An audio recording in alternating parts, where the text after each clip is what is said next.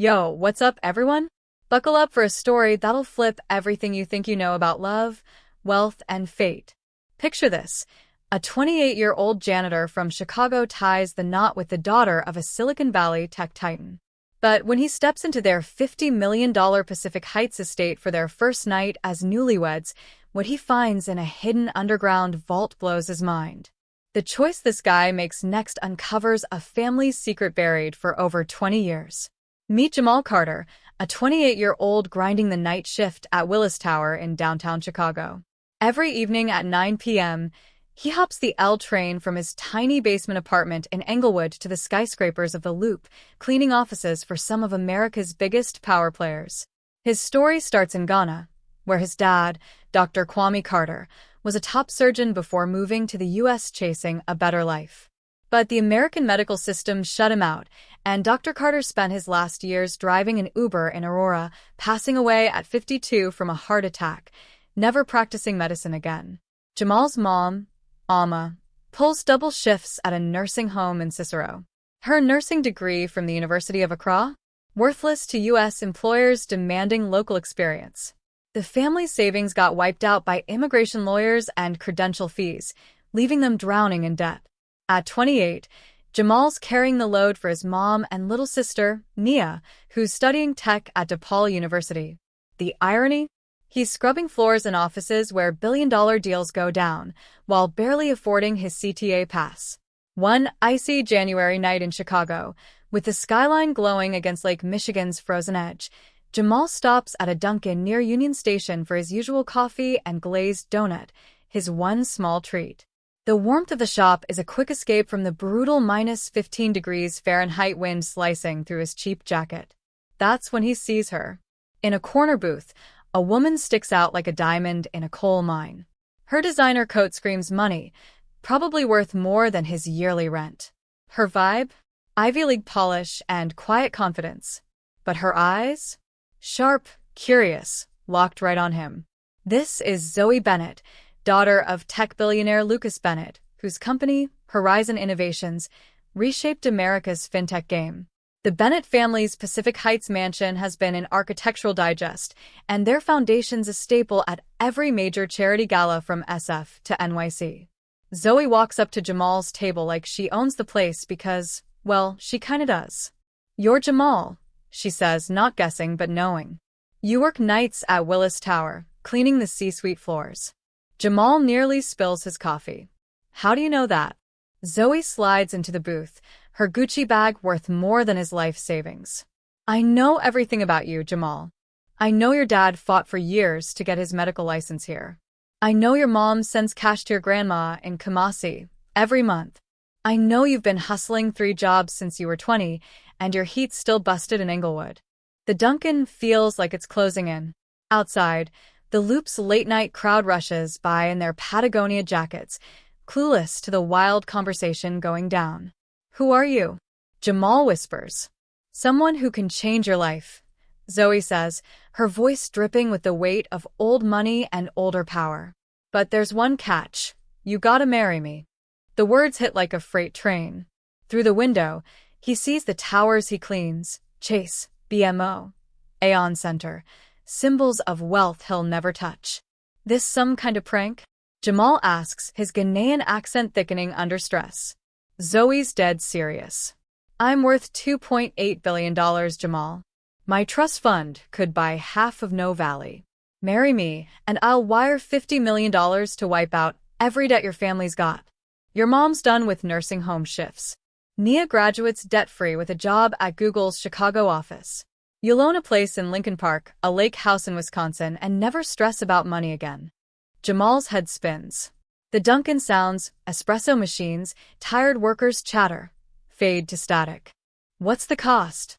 "Simple," Zoe says, sliding a sleek business card across the table. It's embossed with a Pacific Heights address. "Marry me, live in my family's estate, follow some house rules. After that, you're freer than you've ever dreamed." Before he can answer, Zoe heads for the door, where a black Tesla with tinted windows waits. She glances back. "You've got 72 hours, Jamal. Think hard about the life you want." 3 days later, Jamal's in a San Francisco courthouse, watching a judge officiate a private ceremony packed with heavy hitters. California's governor, tech CEOs, even a senator. The legal papers, handled by a top SF law firm, are airtight, with prenups thicker than a phone book. The Bennett estate in Pacific Heights is unreal, a modern glass mansion with bay views, African art worth millions, and tech that feels straight out of sci-fi. The staff? A dozen young African Americans, moving like they're trained for special ops. They call Zoe Miss Bennett and treat Jamal with polite distance, like they're scared to get too close. The lower levels are off limits, says Tasha, Zoe's assistant, a sharp Chicagoan who speaks fluent Twi and corporate slang. Miss Bennett's work needs total privacy. Jamal's life with Zoe is polite but weird. She vanishes into restricted parts of the house by day. At night, they eat gourmet meals, cooked by a chef trained in Accra and NYC, in a dining room overlooking the Golden Gate Bridge. Their talks are surface level, his family's new setup, his comfort, never anything deep. His mom and sister are now in a luxe Gold Coast condo, debt's gone. Nia killing it at her tech gig. Everything Zoe promised? Delivered, no strings. But at night, Jamal hears noises from below, machines, voices, sometimes Zoom calls in multiple languages. The basement's got its own security, with guards on 24/7 rotation. One stormy November night, with SF fog rolling in, Jamal's curiosity wins. He spots a security door left ajar, a rare slip in this lockdown house. Downstairs isn't storage or a home theater. It's a high-tech command center. Screens track global markets, NYC, Accra, Tokyo, London. But the real shock? A wall of photos. His dad, Dr. Kwame Carter, as a young med student in Ghana. Kwame with a younger Lucas Bennett at a Stanford event. Kwame and Lucas in graduation caps, her hand on his arm, both grinning like they own the future. Love letters in his dad's handwriting, contracts, and a photo of Kwame pitching a fintech algorithm to investors labeled, Kwame Carter Unveils Game-Changing Code, Stanford, 1996. You found it, Zoe says from the doorway, her voice heavy, not mad. This marriage, Jamal says, voice shaking, it wasn't about me. It was about my dad. Zoe steps to the photo wall. Your dad and my mom were partners, Jamal. Lovers too, but also business partners. The algorithm that built Horizon Innovations? Your dad created it. Jamal's world tilts. No way. My dad was a surgeon. He drove Uber. Zoe picks up a contract. Your dad had a computer science master's from Stanford, med degree from Accra. In '96, he and my mom broke grad students in a Palo Alto studio, built that algorithm. When a VC offered $50 million, my mom freaked. She told them your dad was just a coder she hired, faked papers, and erased his name from the patents. Jamal slumps into a chair. So, he lost it all. Worse, Zoe says. She used her family's clout to tank his visa status and block his med license. No one in tech would touch him. Her lies killed his career. The screens hum, markets pulsing like a heartbeat. My mom built a $20 billion empire on your dad's code. He died driving Uber, never knowing his son would live in the mansion his work paid for. Jamal's voice cracks. So, why this marriage? Revenge. Zoe moves to a terminal, pulling up financials, transfers, investments, deeds. At first, yeah. When my mom died, I inherited it all, including the guilt. I planned to make you sign away any claims, then expose the truth to hurt you like your dad was hurt. But you changed me, Jamal. The way you learned the staff's names, called your mom daily, never asked for a dime despite my billions. She switches screens to a fund, interest-free loans for African immigrants to get credentials recognized. Doctors, engineers, teachers. Your dad's algorithm funds this. $800 million so far, helping 10,000 families. Ghanaian surgeons at UCSF, Ethiopian engineers on Bay Bridge projects, Nigerian teachers in Oakland schools. Jamal stares. What now? Zoe faces him. Your call. I can transfer $10 billion, your dad's share.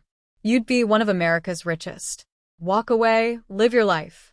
Or we build this together. Expand the fund, help more families, make sure no immigrant genius dies driving Uber while their ideas make others rich. Jamal studies a photo of his young, hopeful dad. Would you change it if you could?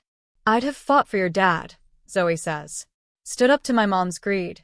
Made sure he got his due. We can't go back, but we can go forward. 6 months later, Jamal's back at that Dunkin', not for a late-night coffee, but to meet Dr. Aisha Mensah, a Kenyan cardiologist whose credentials were just approved, thanks to the Carter Bennett Foundation. She'll start at Northwestern Memorial next month, her family's struggles over. Your dad would be proud, she says. The foundation's booming. New centers in Seattle and Atlanta, plans for Miami. Jamal and Zoe? They're real partners now, dreaming of global expansion, using tech to connect African talent with American opportunity. The irony, Jamal told Zoe one night by Lake Michigan, is my dad's biggest impact came after he died, through people he never knew. Maybe that's how change works, Zoe said. Not one person's win, but lifting everyone. The foundation employs 200, mostly African Americans who get the grind of starting over in a country that doesn't always see your worth. From guilt and revenge, it's now the biggest private immigrant support network in U.S. history. Jamal came into this marriage a desperate janitor, trading freedom for security. He's leaving it a philanthropist reshaping immigration policy. A letter his dad never sent, found in the vault, spoke of his struggles, but also his hope. I may not see my dreams here, but my son will build bridges I couldn't. As Jamal rides the L home to Pacific Heights, Nia texts about her new role at Google, buzzing with ideas for immigrant startups. The train's the same one he took as a janitor, but everything else? Transformed. Not just his life, but how he sees power, not for revenge, but for healing and opening doors slammed shut on people like his dad. This story shows that real change isn't about getting what you want, it's about what you build together. Jamal could have taken the billions and bounced. Instead, he honored his dad by breaking barriers for others. Zoe could have hidden her family's shame, but she chose accountability, turning wealth into opportunity.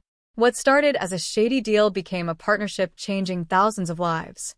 In a heart set on revenge, a love for justice grew. In a young man's struggle, seeds of change were planted.